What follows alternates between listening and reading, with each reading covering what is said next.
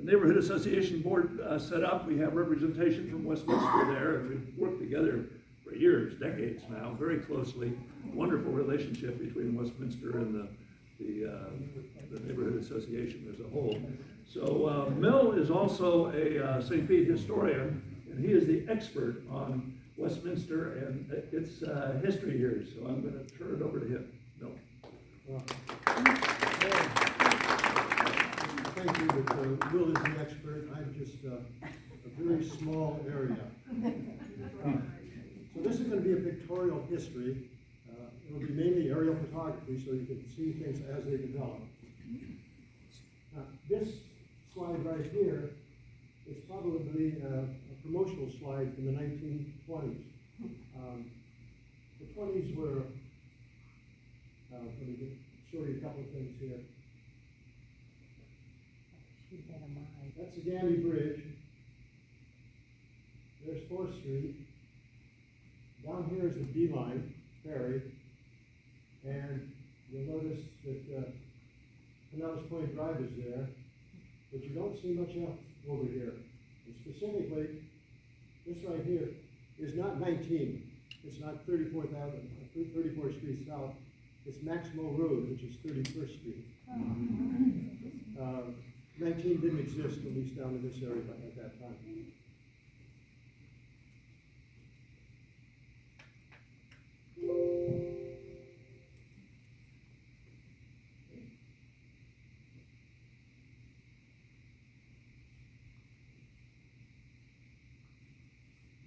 I'm sure Will mentioned the Indian mounds. This is a picture of the Indian mound over in Pig Streets, which is not that far away. It's right off of Pinellas Point Drive on a street that sounds like it should fit. It's South Mound Place. And I wanted to show you this just to introduce a little of the early history. And the early history is in the 1500s, when the Spanish started colonizing the Caribbean and Cuba.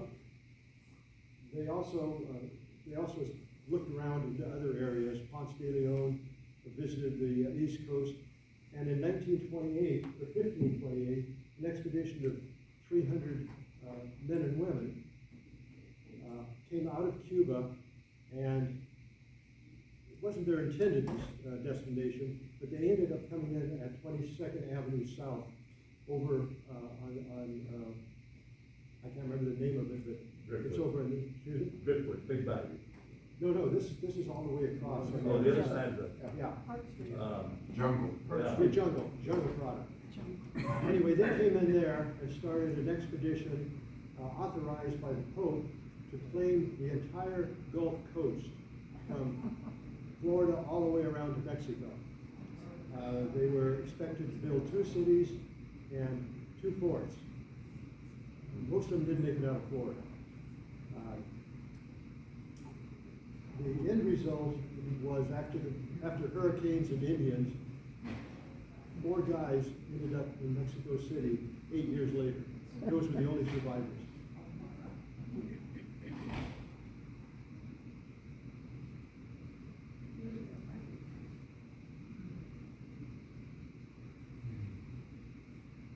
I put this in for a couple of reasons. And one, the actual copy of it is over there against the wall. But this is a survey, a reconnaissance survey of Tampa Bay taken in 1855. At that time, there were 5 families living on the peninsula down here. And the reason I put it in is because, one, it shows Big Bayou and Little Bayou, but it doesn't show the interconnecting point. I don't know if that means there wasn't one, the interconnecting waterway, or they simply decided not to survey it because there wasn't a real navigable waterway.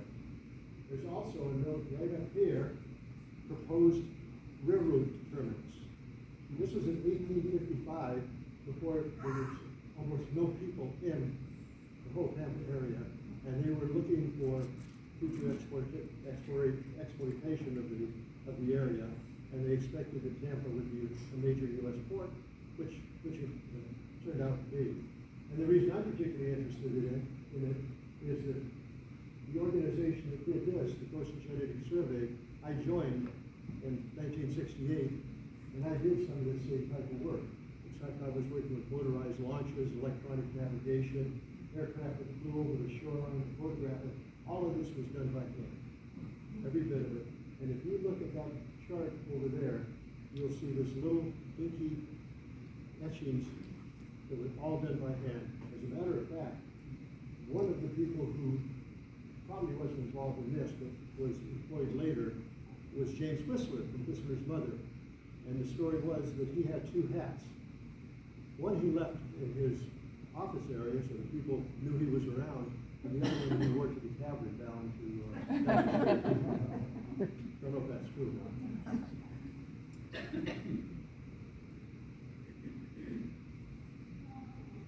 This is the Miranda home, and that's self-explanatory. The Union was having a blockade of the whole southern coastline during the Civil War. And there was a detachment at Egmont Key, and one decided to come up and evidently seize supplies, get prisoners, and bring the Miranda house down.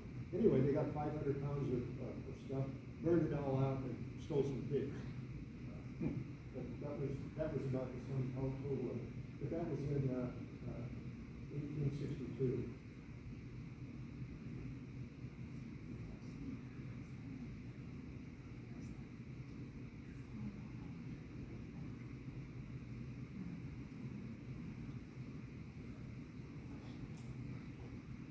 Before I get to the next one, I want to note a couple of other things. The railroad arrived at the proposed location I showed you in the last area in 1888. St. Pete was incorporated in 1892 with about 300 people. 1914 was the first scheduled airline flight in the world, and it went from St. Pete to Tampa and back. It only lasted a few months, but you can imagine the state of the art of aviation in 1913. And by 1920, there were 14,000 residents. It was the roaring 20s. Things were exploding. You had the Florida land boom. Al Capone was down here. One of our former lifestyle coordinators, Phyllis, owned a home up north, just off the Fourth, that had evidently belonged to one of Al Capone's mistresses.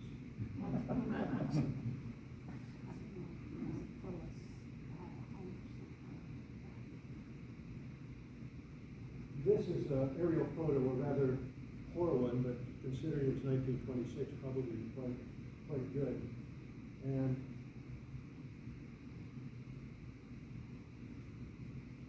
I wanted you to take a look at this shoreline down here. This is Little Bayou right here. This is the connecting area. Coquina Key, but really the shoreline and how it runs down. Right here is Bahama Shores Neighborhood Association, or Bahama Shores Neighborhood. This is 4th Street, this is 8th, and this is Maxwell. But you see, there's not much there except for the street layouts in the Lakewood area. So the Lakewood area was one of the early areas formed, and 4th Street, the Dandy Bridge up there, and the D-line were, I think, the main impetus for development of this area down there. And of course, before the land boom, it was the big people were buying stuff, anything down in Florida. And this is a representation of the D-line right down here at Bay Vista. And this was taken in the late 40s and early 50s. I think I recognize that car from the late 40s. And next, this is a ferry schedule. showing where they ran to, and you'll notice that they were doing this frequently. This was every half hour. So they were doing a lot of transporting the people across. Because if you happen to live here, and your choice was taking a ferry here or down, or driving up, there's not too much question about what you would prefer to do, even at the exorbitant cost of $3 a trip.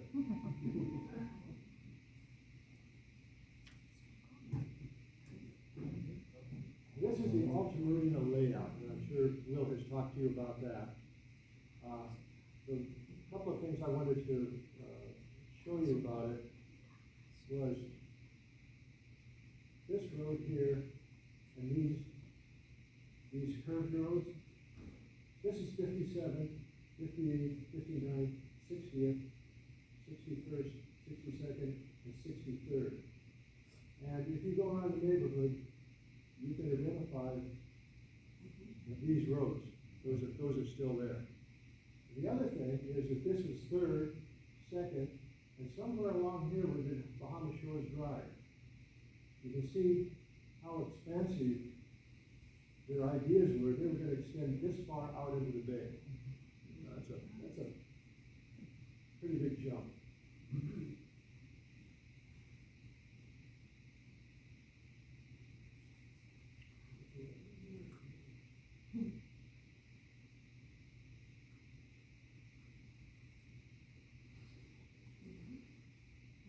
This was the state of Alta Marina in 1943. So you can see the roads are laid out. You can actually see this, the main road here at 60th. If you look closely, that's 58th. And some point down here, 62nd. But look at the shoreline. And this shoreline. Of course, you can see the ferry very clearly right there because the ferry kept the waterway clean. The next one I threw in is just to show the Pink Street development. They started building this about the same time that they started working on Alta Marina, but it never took off until quite a bit later. But you can see their street layouts, and if you drive through there now, you will wind around those roads as they were then and are now.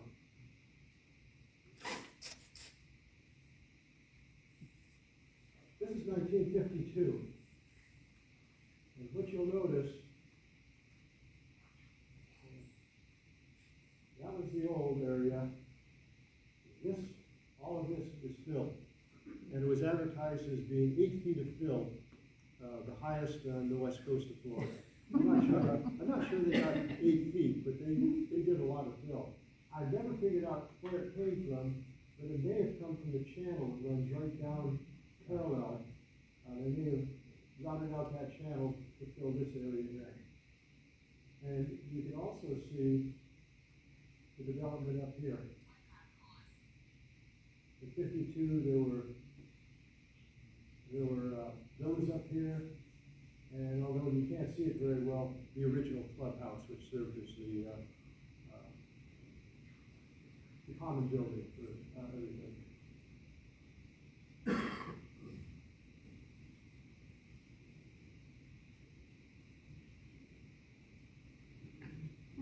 This just shows the 1926 shoreline and the current shoreline. So, whoever lives over here, there's a parable about building on sand. Just like with your basement. Yeah, just like with your basement.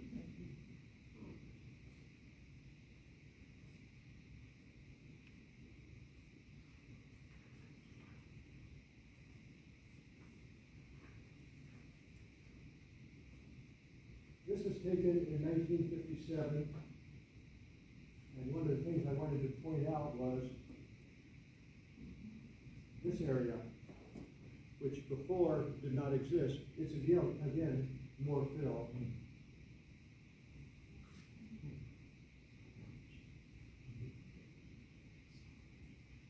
And if I could blow this up on the screen, You would look in here and you would not see any Bahama villas. They weren't built yet. You would note that 55th Avenue has been built. It's right up here. 56 was not built until the late 40s. 55th was built in the mid-50s. And that house that's on the corner, that reddish-orange house that you may have read about in the last Bahama Shores newsletter, we'll send you that article that I wrote that from. I was always very interested in it as to how it got there. It got there before anything else.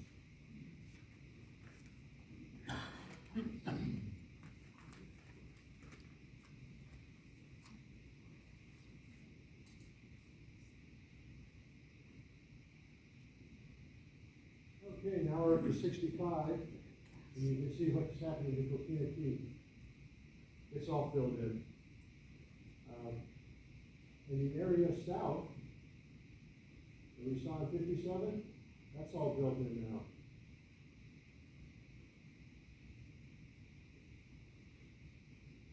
If you look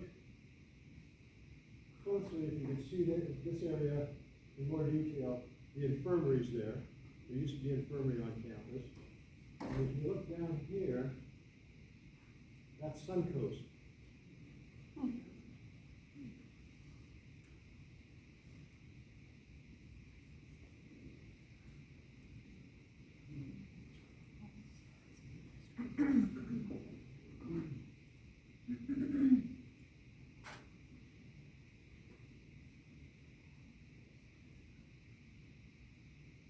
That's the park, just to the east, the west of us here. Let's see, Little Bayou Park. And that at one point belonged to Sunny Shores. They had to sell it off. Somebody said to make pay for their make the payroll. I'm not sure the reason. But after they sold it off, nothing was done with it for quite a while. The city didn't do anything with it until much later when someone over in Tampa wanted to develop a piece of property, and they told them they could develop it, but only if they brought another part of someplace back into nature. And they came in and redeveloped that, and that's what we've got down there now, is a nice park with that horseshoe-shaped little bayou coming through.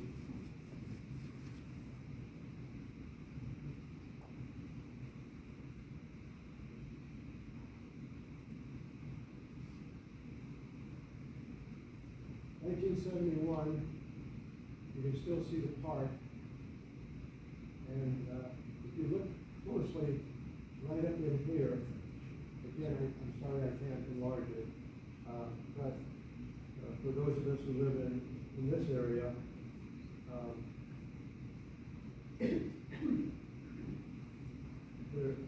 you'll note that there are no apartment buildings yet on campus. They were still all villas. And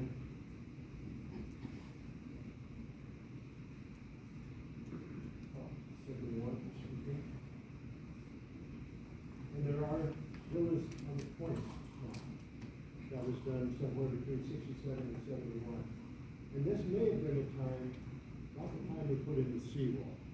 I'm not sure, George, but it looks like there might have been a seawall around there.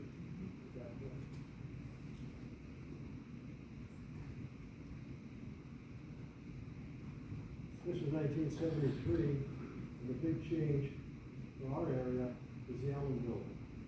It was built in 73. You'll notice this area is still fallow, nothing's been done with it.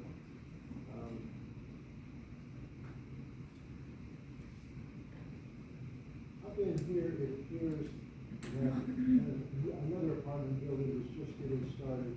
That would have been either the Mansfield or the Fish Building. But I really couldn't tell from the photo, but it was then started in some point along there. 75, you can see the Mansfield and the Fish buildings. Those were a assisted living facilities, or at least one of them was. And then the island building is in. And you can definitely see the infirmary. Mel, could you speak a little louder? Sorry, It's, you know. no, The fan came on.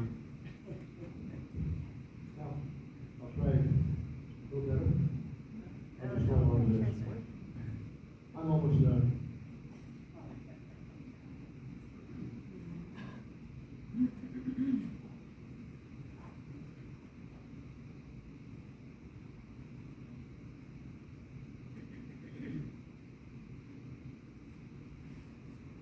Okay, 1984. And we see on campus the Mansfield and Fish and the Gator, but no one knew it yet. And the Point Villas are still there. No chapel. And this is about the time they built Cocoon. And that was filmed here and also at the at Sunfield. And I'm very unhappy with Wikipedia since he did not give Shores any credit for having Cocoon filmed there.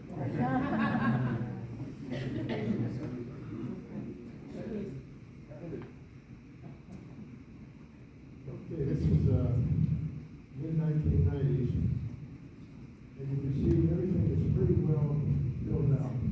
Most of the development area is pretty complete. However, the new construction has not begun at Shores. It'll take place right around through here, and at this point, end up right here where we're standing at Sunrise Point.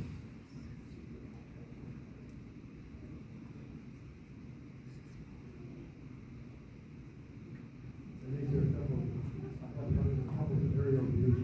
This is Phil Copendahl took this picture, which you can see very clearly all of the buildings here, the Allen building, Lincoln building in the background, and all the way up to, I think this is Bayou Benito, something like that.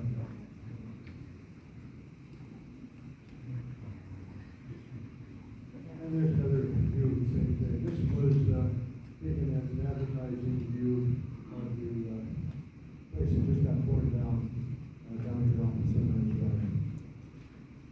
And that's the end of my presentation.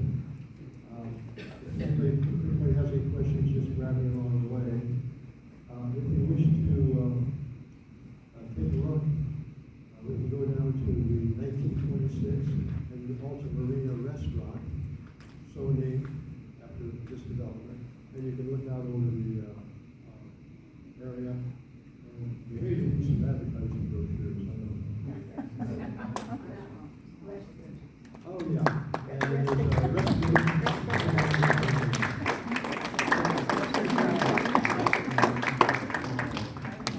Great job. Wonderful images there. It's them.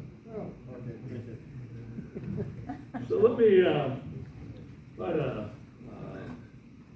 kind of get into the development of the neighborhood here back in the 1920s, and instead of waiting until we get to the houses that we're going to visit. It's nice and cool here, air conditioning, so it's better than standing out in front of the houses talking. So what we had is, Mel said, we had this boom going on in the 1920s here in St. Petersburg, just phenomenal growth occurring. And we had a number of neighborhoods that were being developed on the south side of the city. Lakewood was one of them, and the Pink Streets, Pinellas Point was another one. And then you also had the Beeline Ferry coming through. So this was a huge development going on in an area that before was, there was virtually nothing here. So we had this fellow coming in from Detroit by the name of Burnett Stevenson. And he was a developer in Detroit, very successful, multimillionaire, had a big yacht that he brought down here to St. Petersburg, and he stayed in the yacht sometimes. Other times he would stay in hotels in the city, the Sereno and some of the other big hotels that we had here back in the 1920s. So he wanted to get into the development business here in St. Petersburg, and he came up with the idea of developing what we now call Bahama Shores, only he called it then Alta Marina. So he began the development of the neighborhood. One of the houses that we're going to visit is the first house in the neighborhood, and that was his house. He lived here. He put his residence where his money was, or the other way around, I guess. So the neighborhood began to take off. He laid out the streets for the neighborhood. He had sidewalks. We had brick streets here, and he then opened the neighborhood up for sales. Now, at that time, the developers did not actually build the houses. All they did was provide the infrastructure there, the streets, the sidewalks, the plumbing, the sewer lines, and folks who were interested in having a house there would come in and buy a lot, and then they would build a house on that particular site. So what we had were two houses that were built at that particular time. And we're going to visit both of those houses. One of the houses was formerly owned by Tallulah. Tallulah, raise your hand. Where are you? I know you're here someplace up front here, okay. So she knows the house well, and if you want any particulars about the house, where the ghosts are and so forth, feel free to buttonhole her.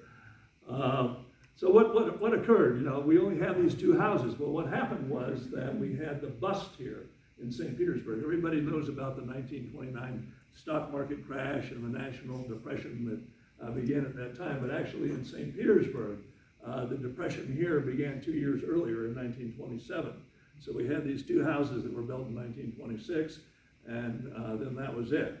The houses, incidentally, were built by another one of the foremost architects here in St. Petersburg, and that was Edgar Ferdin.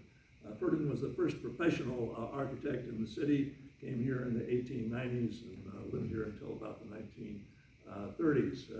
If you're familiar with the Chryslip Arcade down on Central Avenue, or the First Congregational Church, which is a designated landmark on 4th Street, those are two of the prominent buildings that Ferdin designed. Well, he also designed the first two houses here in the neighborhood, so we've got a very rich architectural history later added to by William Harbert.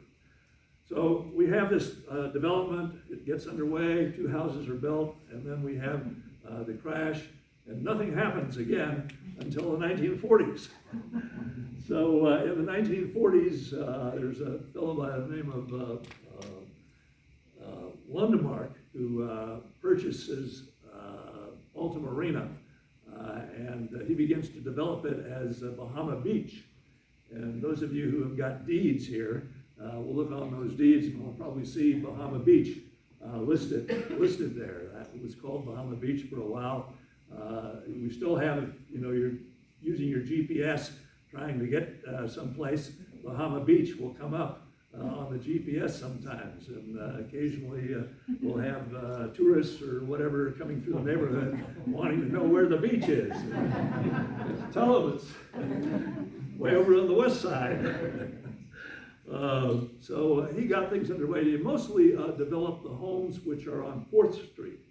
And then, of course, World War II came along, development stopped again, and then Robert Lyons appeared on the scene, and he purchased Alta Marina, or Bahama Beach, from Lundmark, and he began this grand development of the whole neighborhood here, and it was he who started the origins of what is today Westminster Shores. Westminster Shores was originally a yacht club, and it had, you still see the small bungalows spread around on the east side of the property here.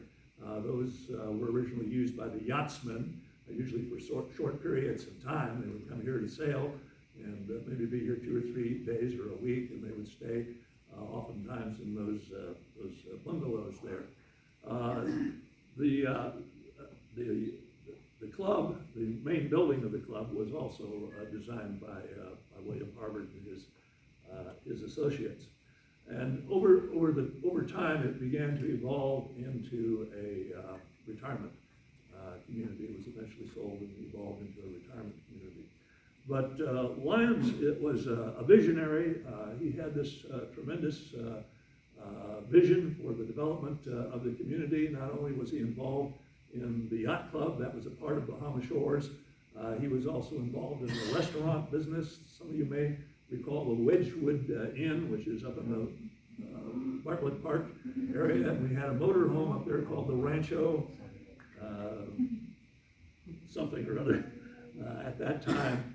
So, he had the idea of, we'll have this wonderful community, we'll have a yacht club there, we'll have a nice restaurant nearby, we'll have this Rancho motel where the guests could come and stay. And those of you who have homes in Bahama Shores, a number of them have very small kitchens. And the reason for the small kitchen was that the idea was to encourage people to go to the yacht club for dinner. So, instead of eating in your own house there. So we had this wonderful, glorious vision that he had. And unfortunately, he did not live very long. He died in 1948. And after that, the development of the community again kind of waned for many years until it really began to take root again. So with that background, we'll go down and we'll visit Larry's home, which is on 60th Avenue and what is that, Second Street. And from there, we'll go to the original two 1920s homes. And I'll say a little bit more about the architecture of Larry's home when we get there. And then we'll go inside and get to see it inside out and outside. Thank you, Larry.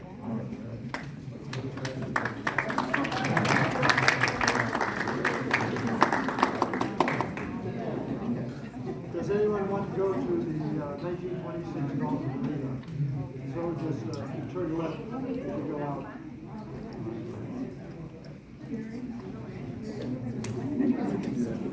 I'm glad you're sitting down in the cool to hear all this.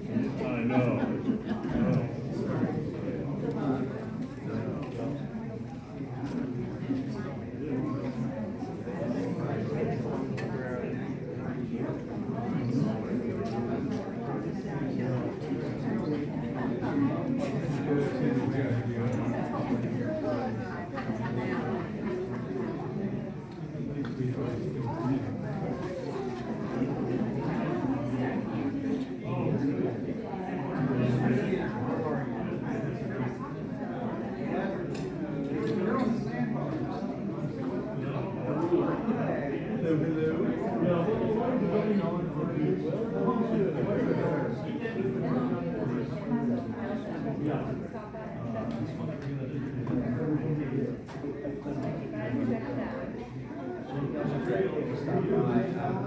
We both were under the impression that there was more person than here. Yeah, so now I don't know if you're going to come back to get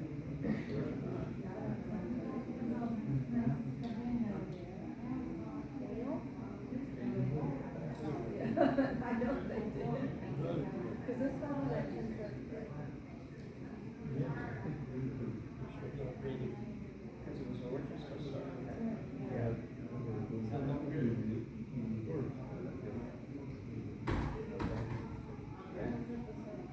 Yeah, so I don't think people are going to come back and you can hand out those books and get information about it.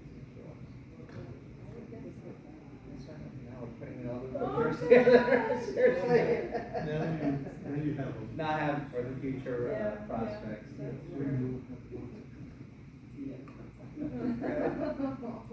Well, sorry, Hector. It's okay, yeah, I was told you guys are, you guys switched the order around. Because I thought it was gonna be the tour first and then, come here. Yeah, was it March 1st at 10 o'clock? Yeah. And then we get down here. Oh, Not that it makes a difference.